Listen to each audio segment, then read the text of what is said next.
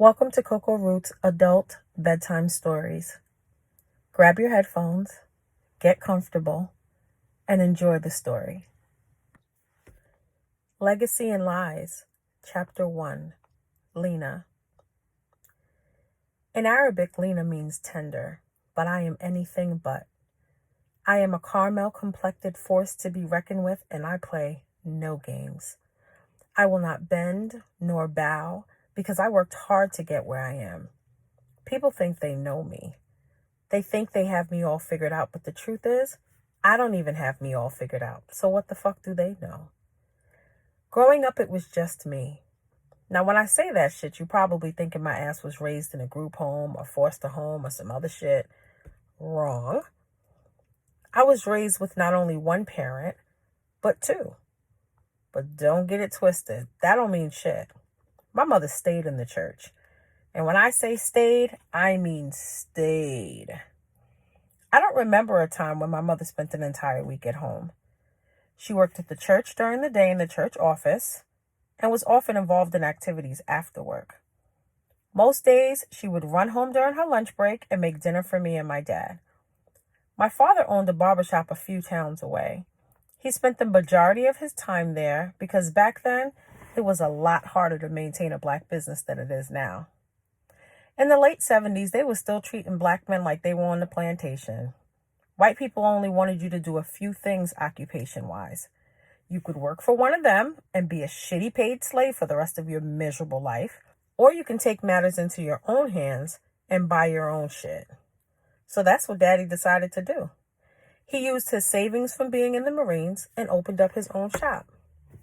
And it's been successful ever since. I can count the number of times I've been in that shop. My daddy always stresses that a barbershop is for grown-ass men, and grown-ass men don't have any business around his princess. Anyway, it was pretty much always me. I remember praying so hard for God to send me a little brother or sister. I used to get so lonely. I was never much into TV. I never played with dolls, and I could never be entertained with anything associated with my age. About the only thing that saved my heart from stopping with boredom was going over to Miss Lily's house. Miss Lily's house was the best. There was always something going on over there. You were guaranteed to get all the good gossip. Miss Lily was an older woman. Well, I have to call her older because I don't think anyone knows how old she is. She's good for saying, don't worry about how old I am because I look good for my age, and good black do not crack. Old or not, she was absolutely beautiful. She looked like she had never aged a day.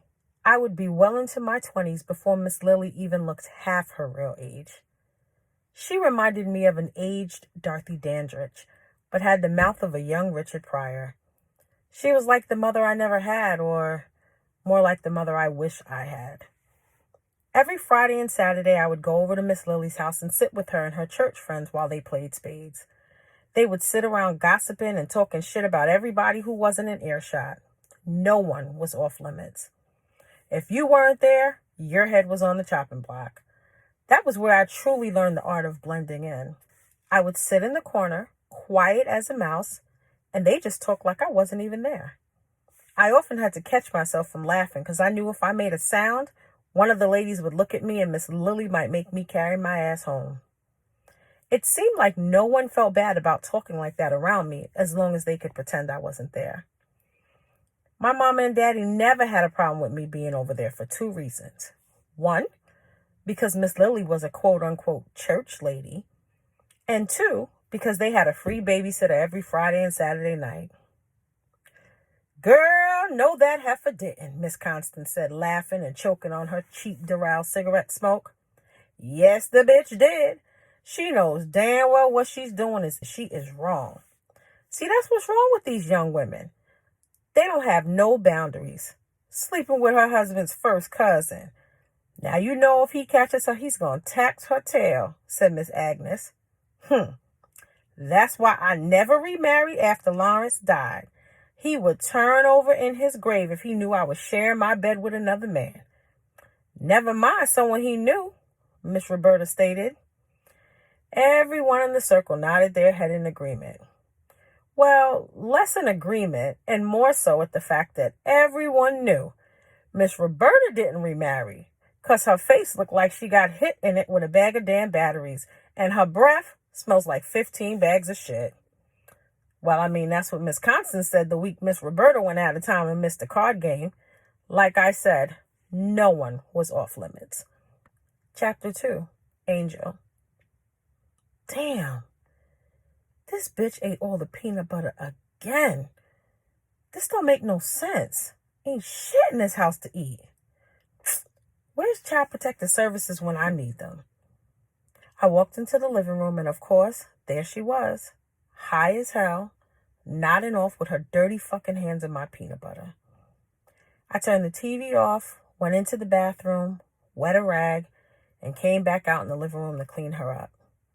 Sometimes I really wonder who's the 12-year-old and who's the parent. After wiping all that peanut butter off her face and hands, I didn't even have an appetite anymore. I walked into my room, closed the door, and sat on the bed. Everyone around me always says how grown I am for my age, but they don't have any idea. No one does. With the amount of illegal shit in this house, the cops would have a field day. That's why I make sure to do good in school, stay under the radar, so I don't arouse any suspicion. In that school, even the slightest slip in my grades would send every teacher I have over to my house. See, I go to an all-girls school, and I'm in a talented and gifted program. Truth be told, I could give a shit about that program. I'm just happy to be around all those girls. And Miss Henry? Damn, she is so fine. I know I'm only in the 8th grade, but if she ever gave me a chance, I would give it to her so good. Her lips are so pink and pretty, and she always smells like vanilla. I think some of the girls at school are starting to realize that I like her because I caught one of them whispering about me. I bet her next whisper will be a lot quieter because I whispered in her ear that if I caught my name coming out of her mouth again, I would put my fucking foot down her throat. Mr. Lawrence asked us on Tuesday to think about what we want to be when we grow up. And I've been thinking a lot about it. I know what I won't be.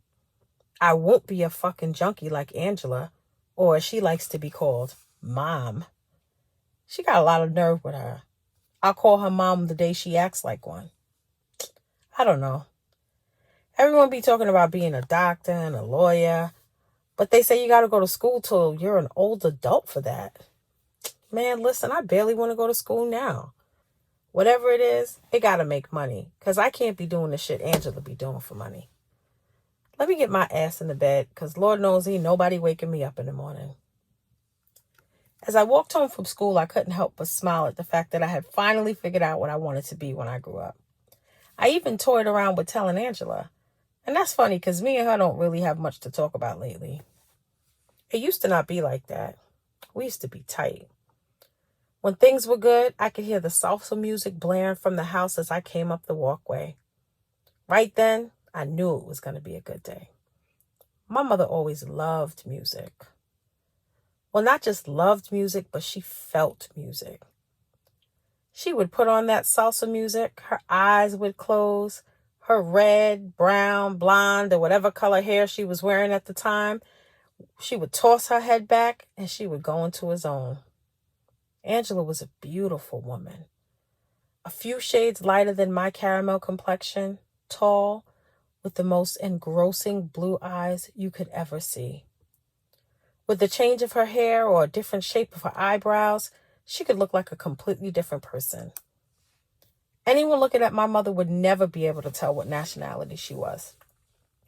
Some weekends we would dress up and put on a show for whoever was at the house. Sometimes she would be Celia Cruz and I would be Tito Fuente, or I would be Ike and she would be Tina. She had such a beautiful voice.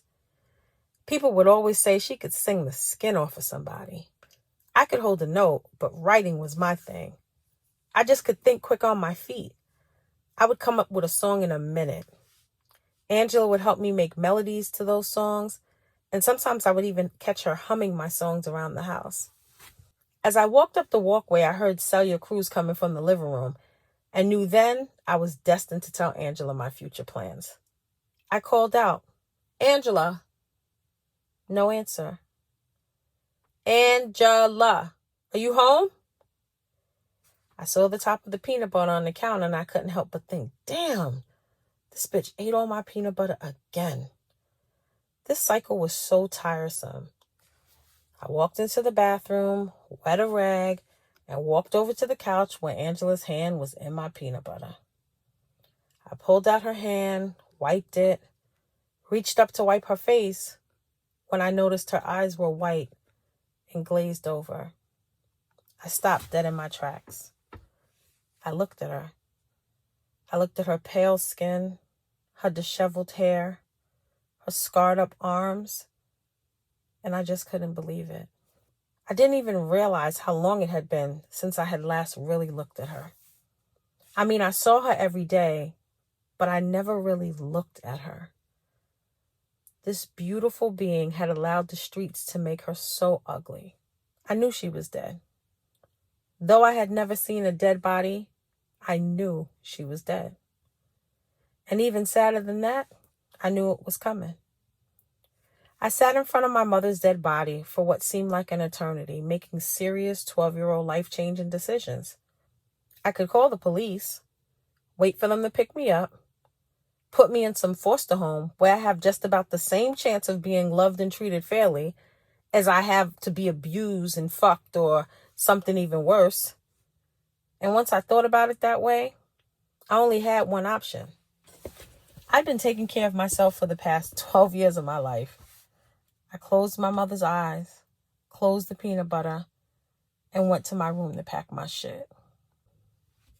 When I walked into the pool hall, I got some strange stares. And not because I was a kid in a pool hall after dark, because I had been there countless times, but because I had a suitcase almost my size next to me. I struggled past the people, went to the back, and banged on the door. "Who the fuck is it?" I heard an obviously annoyed voice say. "I need to see Scrapper." "Well, who the fuck is you?" "If you open the fucking door, I bet you'll see." "What, bitch?" the voice said as they undid all the locks. That's when Bino saw it was me, cracked a smile, and said, "You have a filthy mouth for a fucking little girl. And you have a small brain for a fucking grown man." We both cracked a smile and I walked past him into the back room where all the HNICs hung out. Scrapper yelled from the corner, "What's up, Angel? What you doing here? Shouldn't you be home?" "I can't go back there." "What you mean?" "I mean, I can't go back there." Scrapper looked at me, almost looking through me, and said, "All right, take your shit upstairs. We'll figure this out tomorrow." And like that, it was done. No further explaining necessary. I had a lot of respect for Scrapper because though he was definitely a major hitter in the dope game, he never sold that shit to Angela. He knew she used it but refused to be a part of her shit. Truth be told, I don't ever remember him encouraging her to get off that shit either. And she probably copped from one of his people, so the money went back to him anyway. But at the end of the day, it's all business, and I can't be mad at him for the fucked up choices Angela made. Whether I approved or disapproved, I had no other choice, because I really had nowhere else to go. I never knew who my father was. Angela would tell me so much different shit about him, I don't even know what the truth is anymore. He would be whoever she felt he needed to be at the time. If she thought I was fucking up in school, then my dad would be a doctor who never fucked up in school.